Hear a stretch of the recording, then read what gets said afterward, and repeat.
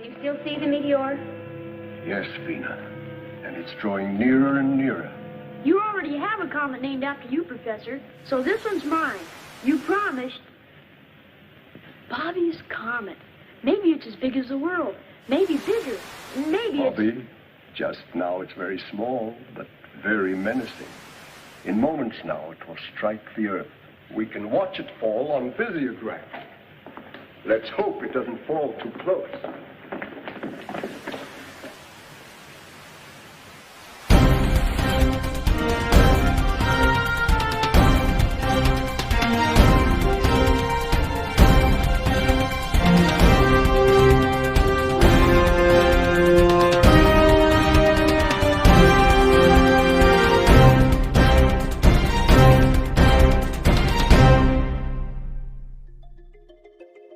Good morning, good afternoon, good evening. You're watching PNT. I'm your host, pedantic only to those beneath my notice. In lieu of our usual weekly roundup of the weird, PNT is pleased to bring our faithful viewers not one, but 4 new daytime sightings of the same cigar-shaped craft that we have been tracking since late 2017. With 8 incidences occurring over 5 continents so far, there can be no denying that witnesses all over the world are seeing and recording the same type of object. This week, we'll be examining 4 remarkable sightings of these mysterious craft as they hover and move over the skies of Australia, Brazil, the United States, and Vietnam. Let's have a look at the footage.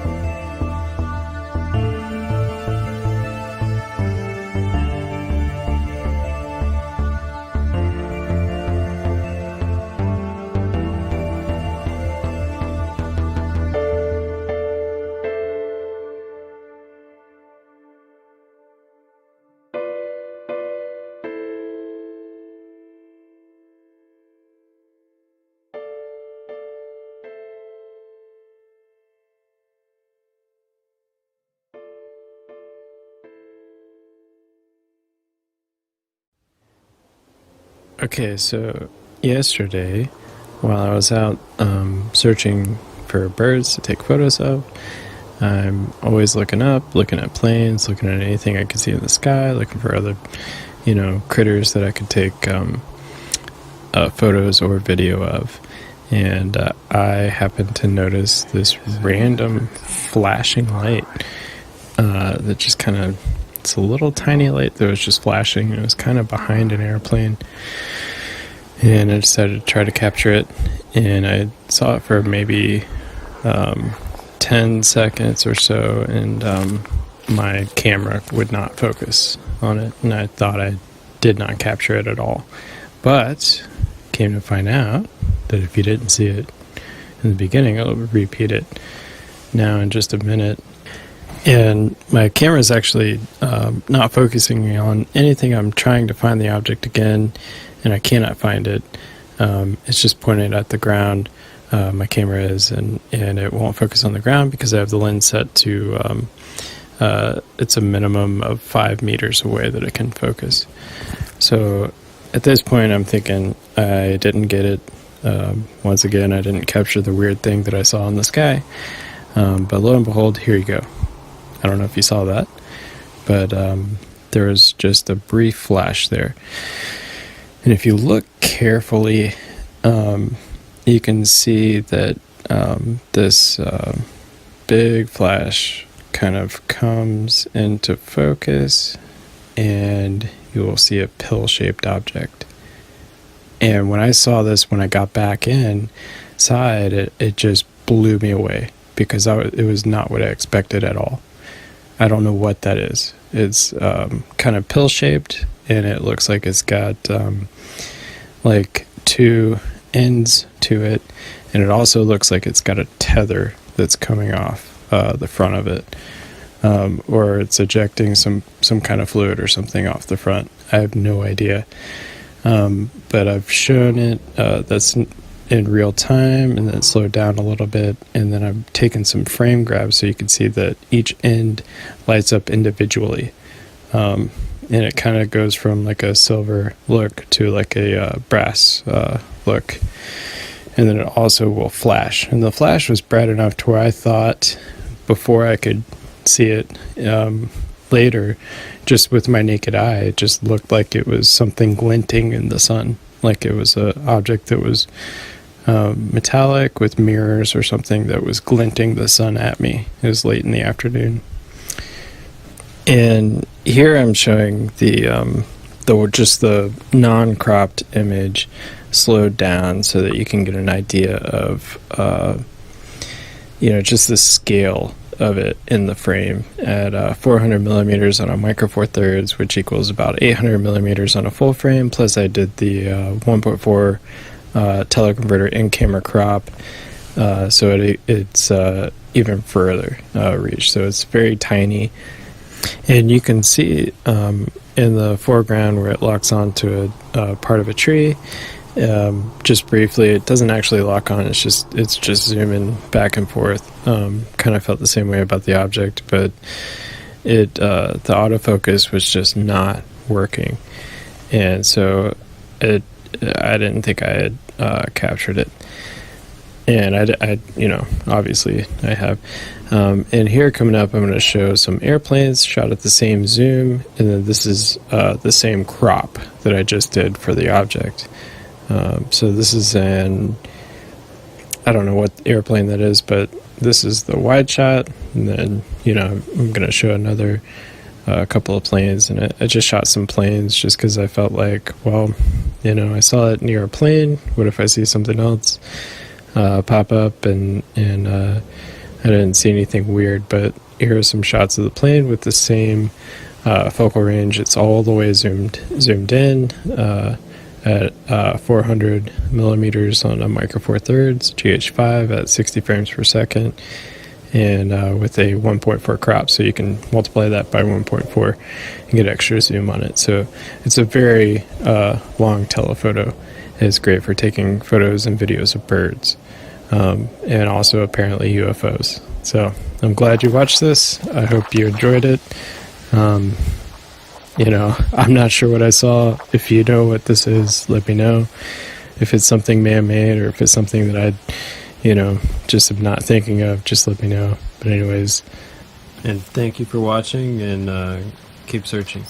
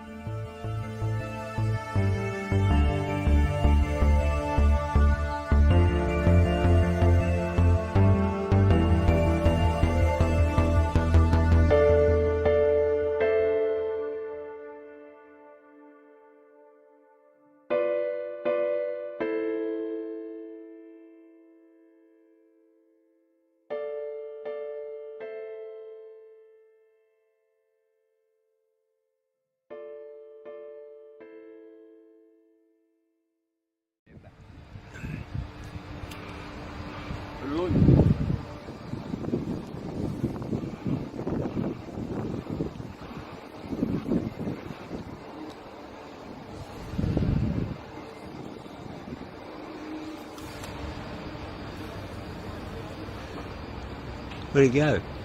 Oh, yeah. That way, yeah. See it? Fucking Yeah. weird, eh? Yeah, big.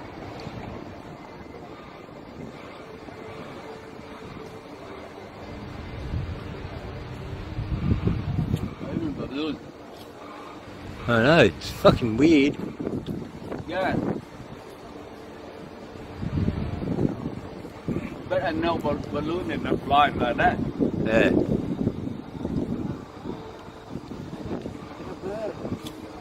Yeah.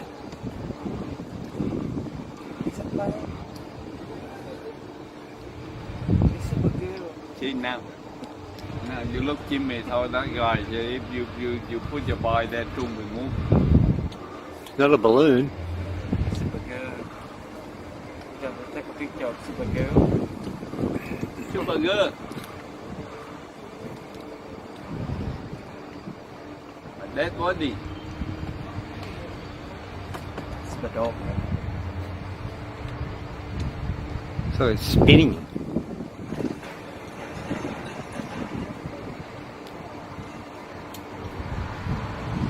Not the back. The one good feeling. Gone.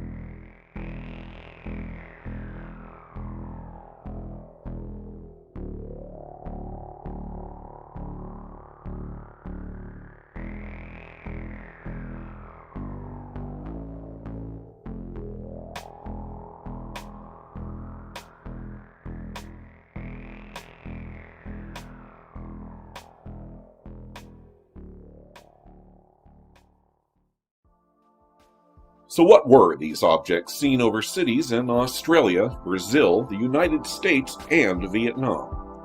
Those who have been following our efforts to track this wave of massive unidentified flying objects and identify their causes since late 2017 will know that we have already eliminated birds, clouds, stars, meteors, flares, drones, and small and large aircraft as the cause.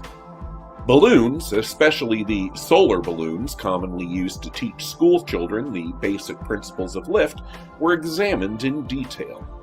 PNT even went so far as to prove our hypothesis that these objects were nothing more than solar balloons, with less than favorable results. We discovered that while a solar balloon may be an almost dead-on visual match for the objects, they certainly do not behave like them, being extremely susceptible to wind shear and structural stability. Following up on that structural angle, PNT examined the next likeliest possibility, that of the scientific/military platforms known as ascenders. Essentially large balloons tethered to a framework, these craft provide for a stable instrument platform for such purposes as weather observations and, of course, surveillance. Unfortunately, these platforms do not match the profile of the objects seen by the witnesses, with the UFOs having only one long cigar-shaped body devoid of any visible framework or tether. Further, some of the objects appear to be unaffected by any weather or windy conditions, hovering and rotating in place about a central axis. Virtually all of the craft display a series of lights across the length. PNT suspected at first that the light displays might in fact be nothing more than reflections of the sun off of a solar balloon. But upon examining one of the pieces of footage from Sao Paulo, Brazil, we discovered that the light source was on the opposite side of the reflection. In short, the sun was in the wrong position to account for the flashing lights. PNT next turned to military craft or projects that might match the configuration of the craft, and found none. Now, while we'll be the first to admit that we'll never be able to pin down the endless well that are black projects, those military projects off the official budget, but we did find one curious, if dubious, tidbit of information on these cigar-shaped craft.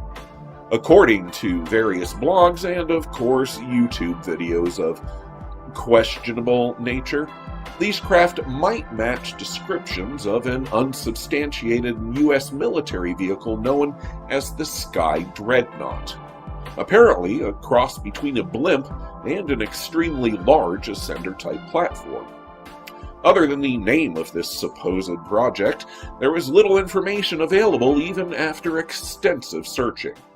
So, with natural and most man-made causes at least cast into serious doubt, we now can look towards the more fascinating possible causes for the continual visits of these craft, and the purpose behind them. Is it possible that these enormous cigar-shaped objects are advanced alien motherships? Motherships that could conceivably be used as a base or central rally point for a fleet of smaller orbs, probes, or even manned craft. It is worth noting that similar objects have appeared in the footage we have examined over the past 2 years. Some we've been able to account for as dirt or recording artifacts, but several have made us wonder. The sightings alone are remarkable. November 25th, 2017, in Dover, New Hampshire, 2 drivers facing opposite directions filmed the same craft moving over the freeway. July 7th, 2018, a respected and experienced airline pilot in Great Britain takes clear footage of an object hovering high over Oxfordshire. August 8th, 2018. As though taking a jump across the pond, a nearly identical cylinder to the UK cigar is filmed by a local worker in Amherst, Massachusetts. January 1st, 2019. 2 tourists in Vietnam capture photos from 2 separate viewpoints that show another rod-shaped craft hovering and moving over a local temple. January 13th, 2019. Rio de Janeiro, Brazil. A local resident out for a stroll films a large cigar hovering over a nearby reservoir before it abruptly vanishes. January 25th, 2019. YouTuber and avian enthusiast Space Brett is filming birds in his Greenboro backyard when he captures what is one of the clearest images of these craft we have yet seen. Worth noting is the extreme amount of detail and analysis the witness himself provided. PNT was unable to better Space Brett's analysis results, a rare and welcome exception to our usual fare. Kudos, Space Brett. February 1st, 2019. Two men film another cigar moving at a high rate of speed over Wetherill Park in Sydney, Australia. February 2nd, 2019. Our Australian object has moved back to Brazil, filmed by a witness outside their home in Rio de Janeiro. As we can see, there is no doubt that there is a continuing pattern of visitations from similar objects across 5 continents. How many remain to be discovered? How many occurred before 2017 when PNT began to track the phenomenon? A fascinating question, but not as compelling as the next logical thought. Why have they come? Are they simply observing and cataloging our society, examining our behavior and technological development, secure in the knowledge that their advanced technology places them out of our reach, for now? Ironically, PNT did discover a correlation between the various events, namely that virtually all of the major sightings occurred near to or directly over wildlife sanctuaries. This fact would lead one to assume that perhaps these visitors might have an ulterior motive, either to save our flora and fauna against some future catastrophe we might bring upon ourselves, or perhaps to save it before they wreak havoc upon us. PNT prefers to consider the middle ground and the happier possibility that these craft might instead be taking samples of our world before they return to theirs, the alien equivalent of our NASA exploratory probes. Is it possible that there are beings either extraterrestrial or interdimensional in nature who are studying us purely for humanitarian purposes? Perhaps as a prelude or a test to see if we are ready to broaden our horizons and take our place in the larger intergalactic community, rather than stagnating in a culture ruled by fear, hatred, and bigotry. When viewed from the alien perspective, we must seem small indeed to not realize that we are not separate, bound by nations, borders, or religions, but rather a single race inhabiting a beautiful small blue planet that in the end is only a small speck in the vastness of the universe. Perhaps only then, when we have grown up enough to cast aside our petty differences, will we finally learn the truth about these visitations, and perhaps our true destiny as well. But whether or not these cigar-shaped objects, now filmed over 8 cities, spread over 5 continents, are a rash of runaway school projects, an unconfirmed military platform, or something else entirely, we'll leave up to you to decide. Sound off in the comment section below with your thoughts. That's it for this time, faithful viewers. Be sure to click like, share, subscribe, and hit the bell icon to be notified when PNT presents your next portion of the paranormal. I'm your host, reminding you to keep an open mind, because a closed one shuts out the truth.